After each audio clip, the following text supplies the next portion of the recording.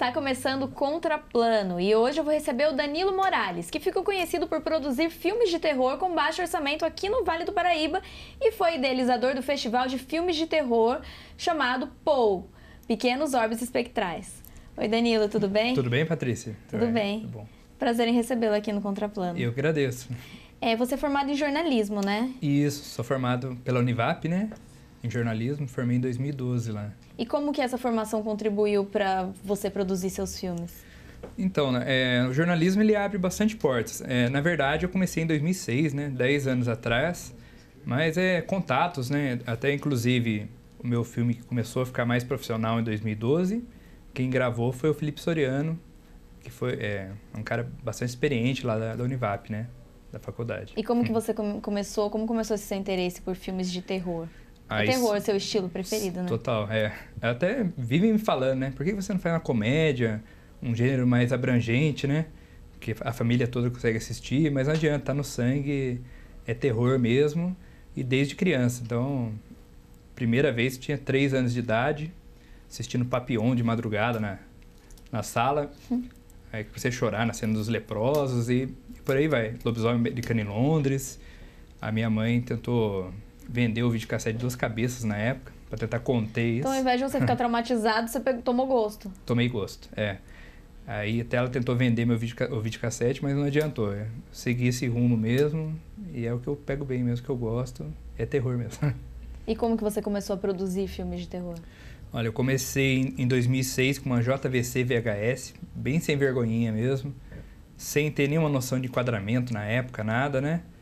E aí foi aprimorando, eu falei, é um processo evolutivo, né? Em 2009 fiz mais 3 filmes, que não daria nem para divulgar, ainda no nível de aprendizado mesmo. Aí depois fui aprimorando, 2012, 2015, 2016, né? Até chegar nesse ponto mesmo. Mas foi um processo evolutivo. Então, para quem gosta, você acha que é importante treinar, né? Gravar os filmes não é simplesmente achar que precisa fazer um curso fora. Assim, é legal treinar também como laboratório em casa, né? Tem uma câmera, hoje em dia até com celular, né? Dá pra... Então, quando eu comecei, o pessoal me chamava até de louco, porque o abismo era tão grande entre os grandes filmes e você fazer uma produção independente, né? Naquela época, quem estava começando é Peter Baestorff, os caras que estão famosos agora. Mas hoje em dia, o que mudou foi a mudança para o digital. Isso aí abriu portas mesmo. Então, com um celular você consegue gravar um filme de alta qualidade. Meus filmes mesmo são gravados com a câmera T3i, a Canon, que é uma câmera bem acessível, né? Ao grande público. E quais são os temas que seus filmes abordam? Vampirismo, sociopatias, psicopatias, o eterno distúrbios mentais, o equilíbrio entre o bem e o mal.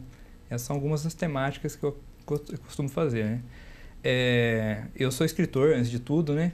Então eu adapto as minhas histórias para roteiro de filme.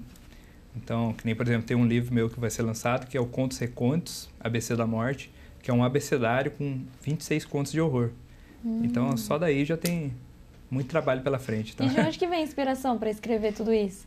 Você pesquisa bastante, estuda, gosta de pesquisar sites sobre terror e coisas que dão medo? Sim. Então, hoje em dia, na minha rede social, os diretores do Brasil inteiro, eu tenho contato com eles. Então, acaba que no meu dia a dia eu acabo respirando terror, né? Porque sempre tem alguém postando alguma coisa, a gente acaba ficando por dentro desse universo mesmo. Mas é bem legal. Mas que tipo de coisas, assim, que eles postam? Vídeos reais? Por exemplo, aqueles vídeos de acidentes, coisas reais? Ou são histórias de terror? Não, eu não gosto do horror verdadeiro, assim. Eu nunca simpatizei muito, não. Eu gosto muito da violência, mas no tema da ficção mesmo. Eu não gosto muito daqueles vídeos reais, assim, de pessoas mutiladas, essas coisas, não. Mas no cinema é maravilhoso. Eu vou falar pra você que eu já matei mais de 50 pessoas na ficção. Na ficção, né, claro. É bom que é uma válvula de escape pro estresse. É uma válvula de escape. Eu sou uma pessoa bem ansiosa, eu falo que eu sou ligado no 440 volts. Então eu acho que isso me fez gostar do cinema. É um momento que eu relaxo, eu consigo entrar num outro universo. Sempre gostei mesmo. E a criação surge assim, de repente, a sua inspiração? Ou vem de uma ideia, algo que você assiste? Eu falo que sempre teve intrinsecamente ligado, literatura, quadrinhos e filmes, né? Então, eu sempre, desde criança, eu via as histórias na minha cabeça como se fosse um trailer de filme. Então, sempre foi algo visual. Imaginava aquele trailer, aquela voz em off, e é assim que eu começava as minhas histórias. Aí quando eu sentava, na época era máquina de escrever, escrevi os primeiros 6 livros na máquina de escrever, né?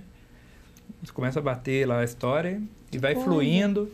E às vezes algumas das histórias nem você sabe como vai acabar, então acaba ficando um desfecho bem inesperado. Né? Então você sempre foi ótimo em redação, na escola, em tudo que envolvia a parte escrita. A parte de redação eu sempre gostei, sempre foi bem.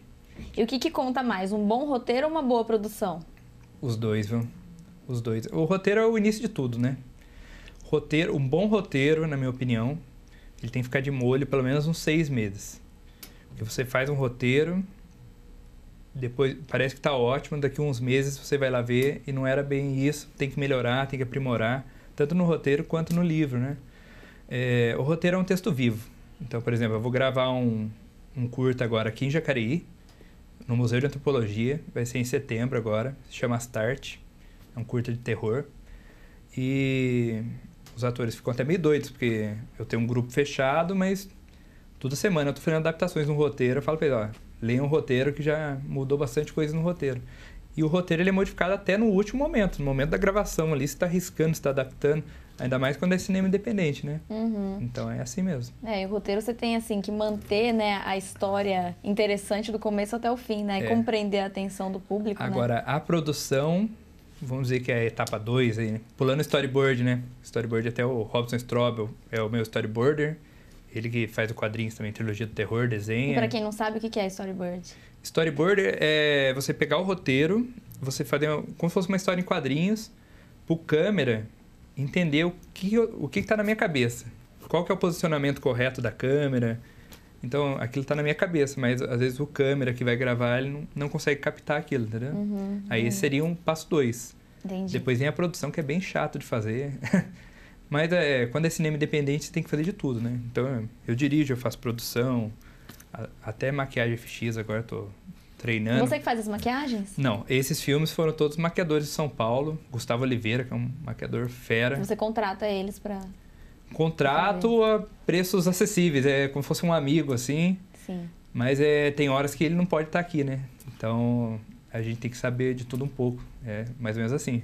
Esse Astarte que eu vou gravar vai ter bastante maquiagem FX. Então, você comentou que vai gravar um curta aqui em Jacareí, né? Aqui em Jacareí. Você já gravou um filme aqui em Jacareí também. Gravei o Anfitrião, também no Museu de Antropologia. Só que a temática era bem diferente.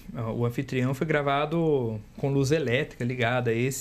O Astarte, eu quero fazer tipo um lugar mais sombrio, meia luz de velas, né? Ai, que bacana. É uma outra temática. E é muito rico o lugar, Museu de Antropologia aqui de Jacareí. Putz, é cenográfico mesmo, né? Perfeito. O Anfitrião foi gravado no Museu de Antropologia, né? Foi gravado no museu também. Vamos ver um trechinho do Anfitrião pro pessoal sim. aqui de Jacareí contemplar um pouquinho da cidade. Perfeito.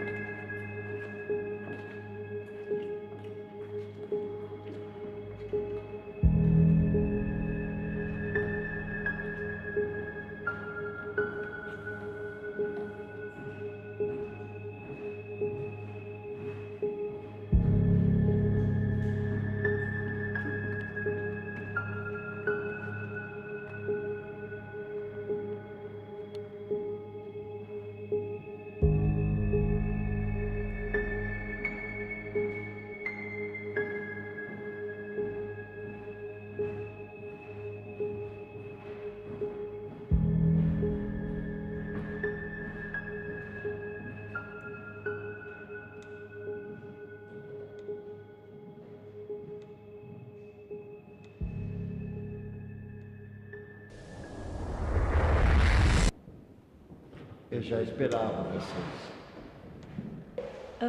O senhor que é o responsável pelo museu?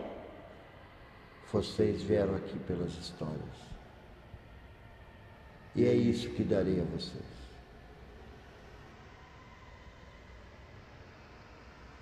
Olha lá que legal. É legal que dá pra ver bastante o Mave ali, né? Nossa, muito legal. E tem toda essa lenda até, né, por trás do local mesmo, né? A história do Mave Mave também é muito fotografia, interessante. né? É interessante mesmo. E por que você escolheu gravar em Jacareí? Por que você gosta de Jacareí? Então, eu tenho bastante contato com o pessoal aqui de Jacareí. Eu acho que tem o pessoal do Cineclube de Jacareí, que são referência máxima aqui, que é o pessoal do Corvo de Gesso, né? Eu fui jurado deles ano passado, esse ano não posso ser porque até enviei alguns filmes para eles.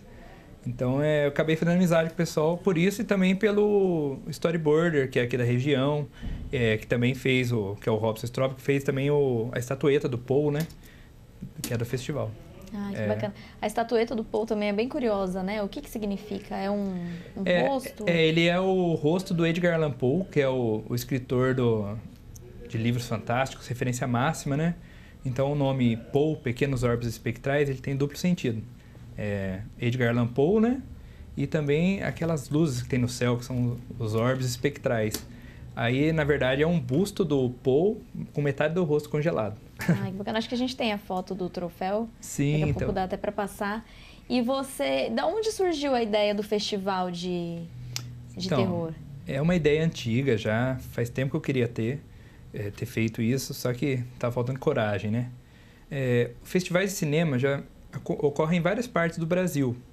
Mas aqui em São José não tinha. Aqui em Jacareí tem o Mostra Monstro também, né? Do Vinícius, né? Uhum. Mas em São José não tinha festival.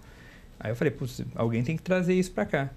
Aí eu trouxe o festival. São diretores renomados, filmes consagrados, que você não vai ver... Muitos deles você não vai ver no cinema. Tá passando a estátua agora. Ah, sim, então. Muitos deles você não vai ver no cinema, só em festivais. Antigamente você tinha que ir pra longe, pelo menos para São Paulo, para esses lados, para assistir os filmes. E agora não.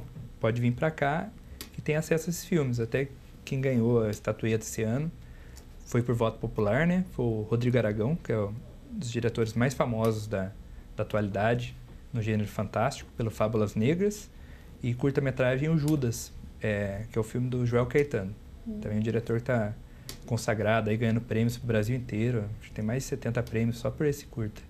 Que bacana. É muito legal, né? E como que foi o festival? Como que foi a resposta do público? Chegaram muitos filmes para concorrerem? Como foi?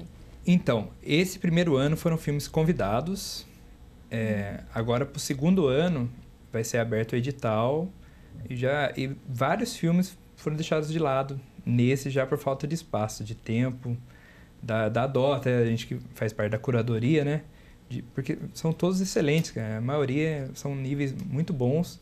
Mas por questão de tempo não tem como. Então, o ano que vem, vamos ver se vai entrar uma galera nova, né? E o festival ele é assim, ele vai ganhando força a cada ano. Então, o Poe acabou de nascer, né? É o primeiro ano dele. E a ideia é cada ano ir se fortalecendo. Quando chegar lá pro 5º ano, já tá internacional já. Entendi. Essa é a ideia.